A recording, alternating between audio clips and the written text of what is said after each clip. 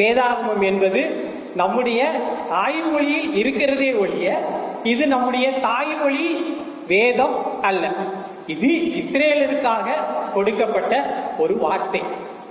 இந்த வேத புத்தகமானது கர்த்தருடைய வார்த்தை என்று முதலாவதாக நாம் என்ன செய்ய வேண்டும்? நம்ப வேண்டும்.